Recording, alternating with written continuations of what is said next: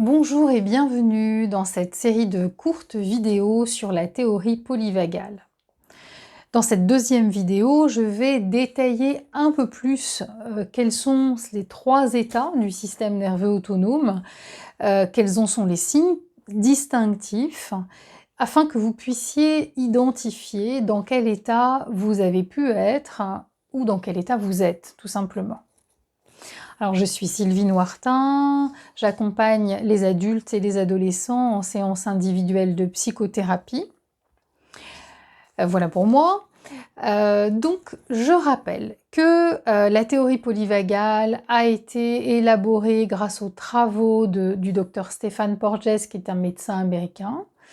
Donc Stéphane Porges a lui-même ensuite formé d'autres professionnels pour transmettre cette approche. Deborah Dana, qui est l'une de ses amies, et a été de ces personnes-là à être formée par Stéphane Porges et m'a formée sur 3 niveaux progressifs. Voyons maintenant plus en détail quels sont les signes distinctifs des 3 états du système nerveux autonome. Alors en haut de l'échelle, nous avons l'état du vagal ventral. C'est un état dans lequel je suis lorsque ma neuroception perçoit dans mon environnement de la sécurité et donc me permet d'être dans l'engagement social. Dans cet état, mon rythme cardiaque est normal, j'ai un champ de vision à 180 degrés, ma respiration est complète, c'est-à-dire qu'elle peut aller jusque dans le ventre. Je peux distinguer les bruits environnants sans m'y attarder. Je reconnais des visages amis et je me sens plutôt calme, en lien avec les autres. Dans cet état, je peux m'organiser, je suis en capacité de m'occuper de moi, de mener à bien des projets et j'ai le sentiment de bien gérer les choses. Ensuite, donc le deuxième état, la deuxième réponse sur l'échelle polyvagale, qui est l'état du sympathique, s'opère lorsque ma neuroception perçoit un danger et va déclencher un état de mobilisation pour me conduire donc à passer à l'action et répondre par l'attaque ou la fuite. Alors dans cet état de sympathique, mon rythme cardiaque s'accélère. Mon souffle se rétrécit, il est moins profond, la respiration est plus haute. Je suis en état de surveillance, de vigilance, et donc tous mes sens sont en alerte. J'ai du mal à rester en place.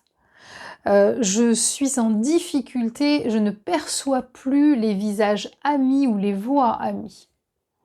Je peux faire le focus sur le danger, et à ce moment-là, j'ai le regard fixe, et je ne perçois plus les autres éléments de mon environnement. Quand je suis dans cet état de sympathique, je peux me sentir anxieuse, en colère, je peux avoir des crises d'angoisse, je n'arrive pas à tenir en place, j'ai des difficultés à me concentrer, à mener les choses jusqu'au bout. Des pensées possibles dans cet état, ce peut être le monde est dangereux et je dois me protéger du danger. Ensuite, donc voilà pour l'état du sympathique. Et puis maintenant, voyons d'un peu plus près le dernier état, la dernière réponse sur l'échelle polyvagale, qui est le vagal dorsal, c'est-à-dire c'est la branche vagale du parasympathique. Et ça se produit lorsque ma neuroception perçoit un danger de mort pour moi. C'est un état d'immobilisation et c'est surtout la voie du dernier recours. Alors, quand nous nous sentons piégés, quand nos actions ne suffisent plus, nous nous retrouvons dans le vagal dorsal et nous nous renfermons sur nous-mêmes. Ça nous mène à un état de figement, de déconnexion, de dissociation ou d'effondrement intérieur. Voilà, donc notre système nerveux autonome, je le rappelle, est au service de notre survie. Et donc pour ce faire, il apporte une réponse corporelle, automatique et inconsciente. Et parfois, cette réponse, elle est ajustée à notre environnement et nous ne nous posons pas la question. Mais à d'autres moments, la réponse n'est pas ajustée et nous pouvons observer après coup bien souvent un décalage entre ce que nous pouvons faire, ressentir et la situation dans laquelle nous étions.